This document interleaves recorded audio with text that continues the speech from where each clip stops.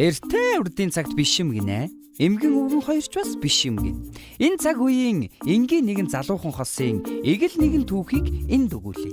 Эрдэм номын ажлаан дуусгаад их нутагтаа иргэн ирээд өргөө цагаан гэрээ барьж Эрдэнэт мал сүргэн өвлөн авсан бурмаа сүрэлт хоёрын түүх ингээд эхэллээ. Та бүхний танилж байж магадгүй. Тантай өмнө хаа нэгтээ таарсан ч байж мэдхий.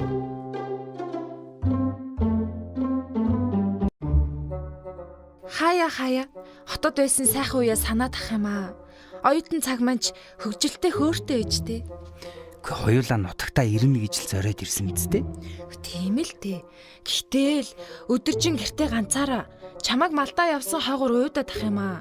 Сумын төвд мэрэгчлэр ажиллах гэхээр эцэг эхийнхээ өгсөн буянт малаа орхино гэхээр сэтгэлд нэг л буухгүй маа. Яамар ч юм бтэ. Гүй нэгэн л хоёулаа аав ээжийнхээ буянг даагаад малаа мална гэж шийдчихсэн юм чинь одоо яа гэвтэ. Харин энэ өвөл хатуухан өвөл болох шинжтэй. Яаж хідэн малаа зуданд алдчихгүйхэн шиг онд минд оруулна да. Ер нь цаашдаа малынхаа үйлдвэр угсааг сайжруулах хэрэгтэй юм байна. Буянт малаасаа гарсан ашиг шимээ гайгүй үнээр борлуулчихмаар л юм. Өдөржин малаа дагахтаа юу эсийг бодох вэ? Бодох юм их байна да. Харин тийм ээ. Эртээр чи Чэнж баярагийн аманд нь ороод хэлсэн үнээр ноолороо хямдхан өчөж байгаа. Хүн бүлтэй бол сумын төв ороод өгвөл арай л өндөр өгөх байсан да. Буянт малын маань буян дэлгэрээд олон болж байгаа нь чи бид хоёр шиг хүн бүл муутай хүмүүс хүчрэхгүй л болоод байна. Тэгэхээр малаа чанаржуулаад цөөлжхүүл наандаж бид хоёр тамар цаандаж бэлчээр усаа хамгаалах юм да тийм ээ. Хилээд өгөхгүй. Би ч сайл сүгэ бэлдэж ч дийлхэ байла. Дийлэхгүй олон малтай байснаас чанартай хідэн малтай байл дээр ч юм уу. Хідэн сайн үржлийн мал олж сүргээ сэлдмээр юм байна. Марцнаас эртээд би сумын төв ороход хоршооны дэлгүүргээд шин дэлгүүр нэгдсэн байлээ нэрээ. Их олон бараатай. Үнэн сумын бусад дэлгүүрээс хямд байсан шүү. Тэгсэн хоршооны гишүүн гэсэн хүмүүс орж ирээл зарим нь бараагаа зээлээр аваад зарим нь ийм ч бараа байна уу байхгүй бол захин шүүл гэдээсэн. Би албаар сонирхоод худалдагчаас нь асуусан чинь гишүүдтэй зээлээр болон арай хямд үнээр өгдөг юм гэсэн. Би гишүүн болж болох уу гэсэн чинь гишүүн болохыг хүссэн хинт ч нээлттэй гэж байна лээ. Зээлээр авсан барааныхаа мөнгийг ноос ноолуурын мөнгөөрөө төлж олно гэж байсан шүү. Өө тийм үү? Би олон юм асуумаар байсан ч бараа сайтай болохоор тэрүү хүн их орж ирэх юм аа. Дэлгүүрийн мэдээллийн самбар дээр чиний наад яриад байгаа үржлийн сайн малаар гишүүдтэй үйлчлэн гэсэн зар харагдсан шүү хөө. Бас хоршооны бүх гишүүдийн хуралтай дараа нь бүжигтэй гэсэн зар байсан. Бүжигт ямар дуртайг минь чи мэдэн дээ. Бүжигэнд нь гүүгээл орчмор санагдсан шүү. Мэднэ хөө. Чи минь буд дарга яриад байдгийг л яриад байна да. Сум ороход буд дарга таарад хоршоо гэдэл баахан юм ярьсан. Сумын малчид бүгд хоршоондоо нэгдээд хөрөнгө хүчээ нэгтгэжвэл малынхаа бүтээгдэхүүнийг бөөгнүүлж чанарын тордолт ялгалт хийгээд ахин үнээр борлуулчихна. Хоршоондоо нийлүүлсэн ноос, арьс, шир цаашид бий болох урамшууллуудаа сэтгэл зовох юмгүй хүртэнэ. Гэхдээ тэгээд зах зээлээс хямд үнээр бөөнөр нь бараагаа авчихна гэж боддоо. Бэлчээрээ хамтраад ашиглчихна. Хуваартай ашиглана, байгалийн хүндрэлийг хамтаараа хохирол багтай даван тулаад харлан тижээлээ хамтарч бэлтгээд хашаа хороогоо сайжруулчихна. Хамт олноороо нийгмийн болон соёлын янз бүрийн үйлчлэгийг хүртэнэ гэж боддоо. Гэхдээ биедээ итгэл батчин үгүй дутуугаа нөхөж сэтгэл хангалуун амьдрна гэдэл урсгаж өгчөөлээ шүү. Аав анх хоршоо гэхэд дургүй байдаг байсныг санаж гин үү? Одоо бол хоршоондоо хэр алдаахаа байсан бэлээ. Би хоршоог аав ээж шиг хөгшин хүмүүст л хэрэгтэй гэж боддог шít. Гүй хүү. Манай аав анх энэ хоршоог байгуулагдахад л элсэж байсан бохгүй юу? Гэхдээ хоршоонд элснийх одоо дутагдах, хачигдах юмгүй сайхан л байна. Ер нь хоёул энэ хоршоог сонирхоод үзэх үү? Залуу гişүү зөндөл харагдчихжээ л шít. Тэгэл та. Гэртээ уйдад сууж байхаар олон хүмүүстэй танилцаал, нийгмийн харилцаанд оролцдог бол сайхан л байна. Малчдууд маань хоршиж ажиллах хэрэгцээ их байна. Малчин бүхэн аль болохоор ахиу орлого олж амьдралаа байнга дэвшлүүлж явах ийм эрмэлзэлтэй байна. Энэ хүсэл эрмэлзлээ хэрэгжүүлээд явах гэхээр өнөөдөр тодорхой бэрхшээлтэй асуудлууд байна. Өөрийнхөө хэмжээгээр үйл ажиллагаа явуулаад нэмүү орлого олох боломж харьцангуй бага байна. Бид нэр өөрснөө өмнөө төлөвлөсөн тодорхой холын зарлага тавьж ажиллахгүй. Үндсэндээ өдөр тутмын үйл ажиллагаанд баригдаж ингэж явж байгаа учраас бас орлого олох боломжуудаа өөрснөө тэрүүр ашиглаж чадахгүй байна. За дээрээс нь өрхийн хэмжээний үйл ажиллагаа явуулах ихээр хүн хүч дутагдж байна. Хөрөнгө мөнгө дутагдж байна. За ийм нөхцөл байж хад манай малчид яагаад хоршиж ажиллахгүй, хамтрахгүй байгаа юм бэ гэхэн зэрэг бас олон шалтгаан байдаг ба. Зүгээр амьдралдаар байдлыг хараад үзэхэд малчдын өөрсдийн хувьд бол нэгдүгээрт нь хоршоо гэдэг байгууллагын мөн чанарыг, үр өгөөжийг, давуу сул талын тэр бүр сайн ойлгож нарийн гүнзгий мэдж чадахгүй байна. Хоёрдугаарт нь ер нь манай малчдын нэлээд хэсэг нь нөхцөл байдалтай нэлээд дассан ийм хандлагатай. Хэдэн малтай, малынхаа шиг шимээр амьдрасаар ирсэн, одоо ч амьдрч байна, болж л байна гэсэн ийм нэг тайвширсан хандлага нэлээд байдаг. Иннээсээ болоод илүү ихийг бүтээх, илүү ихийг олох гэсэн эрмэлзэл нэлээд олон хүнд бол дутагдaltaй байгаад байгаамаа. За 3 дугаарт ер нь хүн хүндээ итгэдэг итгэл нэлээд буурсан байна. Тийм учраас малчид маань хамтраад ажиллахаар үр дүн хэр зэрэг байдаг юм бол гэдэгт тэр бүр итгэж чадахгүй байх хандлага бол ажиглагдж байгаа. За ер нь хамтын аж ахуй зах зээлийн эхний нөхцөл дөр байж исэн хамтын аж ахуйнуудыг тарааж бутраахад сөрөг сурталчилгаа их явсантай холбогдоод хүмүүсийн итгэл бас тодорхой хэмжээгээр буурсан тал билгүй. За нөгөө талаар төр засгийн зүгээс шат шатны байгууллагууд хоршоол тандж байгаа хандлага хүмүүсүүдийг хоршиж ажилуулахын төлөө тийм одоо явуулж байгаа үйл ажиллагаа бас өнөөгийн санаж бодож байгаа төвшөнд хүрэхгүй байгаа учраас энэ бол хүмүүсүүдийг хоршиж хамтрахад тодорхой хэмжээний одоо саад учруулж яадаг болоо гэж ингэж бодож байгаамаа. За бас 3 дугаарт нь бол хүмүүсүүдийн амьдарч байгаа орчин нөхцлөөс болоод хоршиж хамтрах эрмэлзэл тодорхой хэмжээгээр өөр байгаа. Үйлдвэрлэж байгаа бүтээгдэхүүн гаргаж байгаа төвхийдэн борлуулах зах зээлд ойрхон байж байгаа. Өөрсдийнхөө хэрэгцээ зүйлээ авчих зах зээлд ойрхон байж байгаа хүмүүсүүд тэр бүр хамтраад байх сонирхол их байхгүй байна. Хоршоо гэж ямар байгууллага юм бэ? Яагаад хоршиж ажиллахыг санал болгоод байгаа юм бэ гэж бас хүмүүсөө сонирхож байгаа. За хоршоо гэдэг бол эдийн засаг, нийгэм соёлын нийтлэг хэрэгцээг хангахын тулд тодорхой хүмүүсүүд сайн дураараа нэгдээд ардчилсан хяналт удирдлагын дор дундаа бий болгосон өмчин дээрээ суурлаад үйл ажиллагаа явуулж байгаа ийм хуулийн этгээдийг бол хоршоо гинэ гэж тодорхойлсон байна. Тэгэхээр энд бол олон чухал ач холбогдол байгаа. За манай малчдын энэ тэргүүний хэрэгцээ бол мэдээж малынхаа тоо толгойг өсгөх. За малынхаа ашиг шим чанарыг сайжруулах.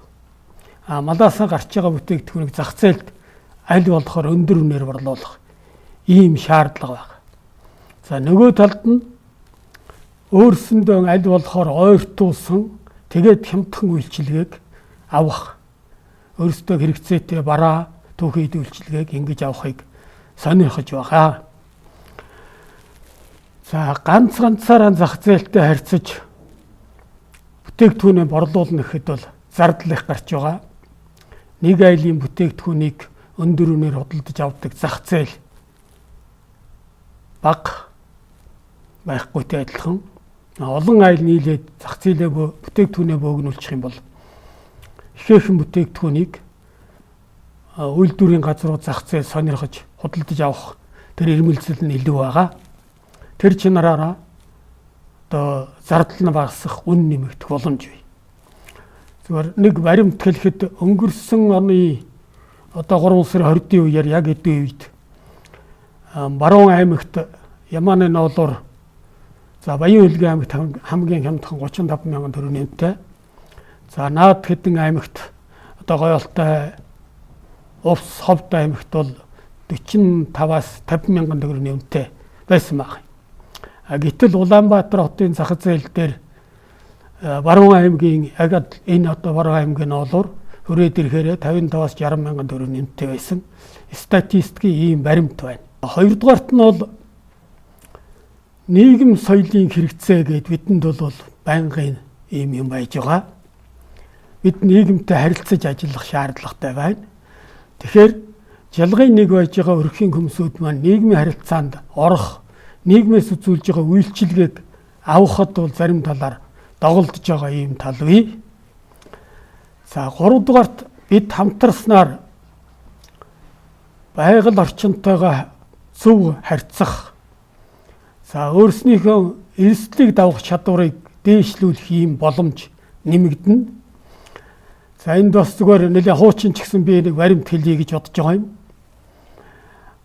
Зах зээлд ороод өрх малтай одоо жалгын нэгээр тарсан гэдэг юм ингэж малдаж ирсэн нөхцөлд тохиолдсон 2009-10 оны зуданд манай мал аж ахуй том охирол амссан.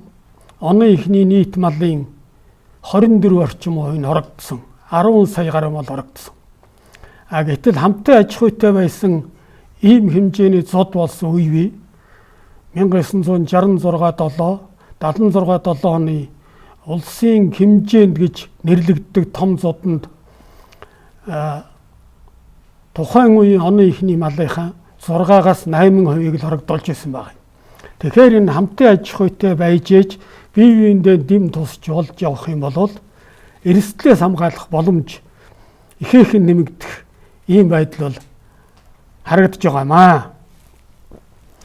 За 4-р тул бид нар хамтраад ажилласнаар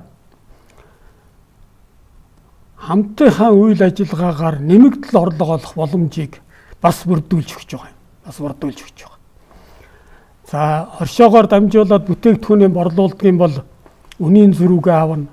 Хоршоо ашигтай ажилласан нөхцөлд тэр ашигаас тодорхой хувиа хүртэнэ. За бас хоршоондоо хамтраад нэмэгдэл орлого олох үйл ажиллагааг гишүүд хамтарч явуулах боломж байгаа. Ийм зэрэгээр хоршооны ач холбогдол бол илүү их байгаад байгаамаа. Тэгэхээр заавал хоршоог сонгоод байдаг. Хоршоо ямар онцлогтой байгуулга болоод ингэж байгаа юм бэ гэж бас хүмүүсүүд анхаарал тавина. Тэгэхээр хоршоо бусад байгууллагуудаас нэлээд онцлогтой. Тэр дундаа өөрөө баримталж ажилдаг тийм зарчимтай ийм байгууллага бүтцээ байгаа юм. За энд бол тогтсон бүх хоршоод хэрэгжүүлээд явж явах учиртай 7 үндсэн зарчим байдаг. Нэгдүгээрт нь сайн дурын нээлттэй гишүүнчлийн зарчим гэж байгаа юм. Энэ юу гэсэн үг вэ гэхтэй зэрэг хоршооны гишүүн болох хүнийг ялгуурлан гадуурхахгүй гэсэн үг.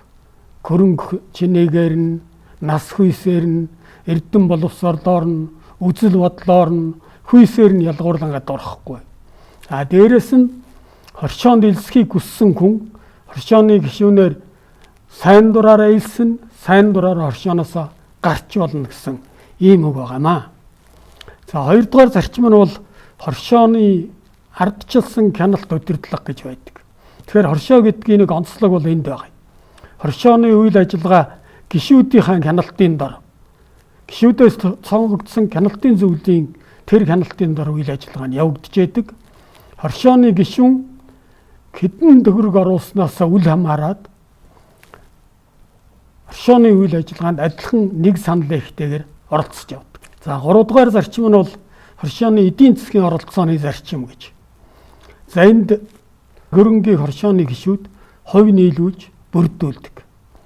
За тэр хөрөнгөн дээр үндэслэж үйл ажиллагаа явуулаад гарсан ашигаас хоршооны гишүүд ноогдол хувь хүртдэг. Борлуулсан бүтээгдэхүүнийхээ үнийн зөрүүнээс бас үнийн зөрүүний орлого авдаг. За ийм эдийн засгийн оролцоо байна. За дараа нь бол хоршооны бүрэн эрх зарчим гэдэг байдаг. Хоршоо бусдаас хамааралгүйгээр бие даасан үйл ажиллагаа явуулдаг. Бие даасан бизнесийн үйл ажиллагаа явуулна. бие даасан гадаад дотоодын харилцаанд оролцсон, бие дааж бүх төрлийн гэрээ байгуулж ажиллах боломжтой. За дараагийн зарчим нь бол хоршооны сургалт мэдээллийн зарчим гэж байгаа юм. Энд бас хоршооны их онцлог талархагддаг. Хоршооны гишүүн хүн гэдэг бол өөрөө хоршооны эзэн байдаг, хоршооны хянагч байдаг, хоршооны ажиллах хүч нь байдаг, хоршооны ашиг хүртэгч нь байдаг. Тийм учраас хоршооны гишүүд удирдлага байнга сурч мэдж өөрсдийн боловсролоо дээшлүүлж явах шаардлагатай байдаг. Нөгөө талаар хоршооны гишүүдэд мэдээлэл нэн чухал. Малчин хүн хоршооны гишүүн байна гэхэд өнөөдөр зах зээл дээр мал аж ахуйн бүтээгдэхүүн ямар үнэтэй байна гэдгийг цаг тутамд бараг авчиавал энэ хүн орлого олох боломж нэ. За 6 дахь зарчим нь бол хоршоодын хоорондын хамтын ажиллагааны зарчим гэж байна. За энэ бол хоршоо зөвхөн гишүүдтэйгээ биш ижил төрлийн хоршооттой юм уу бусад аж ахуйн байгууллагатай хамтын үйл ажиллагаа явуулж болно. Орон нутагта бүсийн түвшинд үндэсний түвшинд хамтын ажиллагаа үйл явуулах энэ эрх нь бол нээлттэй ийм шаардлагатай байдаг. За 7 дугаар зарчим нь бол нийгмийн эрх ашиг, нийтийн эрх ашигын зарчим гэж. За гишүүдийнхаа сайн сайхны төлөө үйлчлэхийн зэрэгцээгээр хоршоо үйл ажиллагаа явуулж байгаа орчиндөө бас нөлөөлөх. Тэнд одоо сайн сайхан зүйлийг бүтээх, байгаль орчноо хамгаалах, энэ орон нутгийн хөгжилд төв нэмрээ оруулах ийм бол үүрэгтэй, ийм зарчимтай ажилдаг байгууллага юм аа. Хоршоо өөрийнхөө үйл ажиллагааг өөрөө санхүүжүүлж явдаг. Өөрөө өөртөө хяналт тавьж явдаг. Өөрийнхөө үүссэн хариуцлагыг өөрөө хүлээж байдаг. Хоршоо өөрөө өөрийгөө удирдах явдаг. Тийм учраас энэ хөгжилтэй орнуудад хоршоог бол өөртөө туслах байгууллага гэж нэрлэдэг. Хоршоод өөртөө туслах. Хоршооны гишүүн хүн хоршоонд хувь нийлүүлсэн байна гэдэг бол нэг ясандаа хоршооныхоо банкнд мөнгө өгсөн байж байна гэсэн үг байна. Тэр нийлүүлсэн хөрөнгөндөө ногдол орлого авна. Бас нийлүүлсэн хөрөнгөнийхөө хэмжээгээр одоо сүүлд нь хоршооноос гараа явдаг бол тэр хөрөнгөө буцаагаад аваад ингээ гараа явдаг ийм онцлогтой байгууллага. Сонсоод ахнаа. Чи бит хоёрын өглөж дуулаад байдаг болгоныг энэ хоршоо чи шийдчих юм шүү. Ер нь хоёулаа энэ хоршоонд илсэе. Би чамд дээрээс хошин илсэе гэд хэлээд байсан зү. За тэгээ. Үзээд алдахад буруутахгүй юм шиг байна.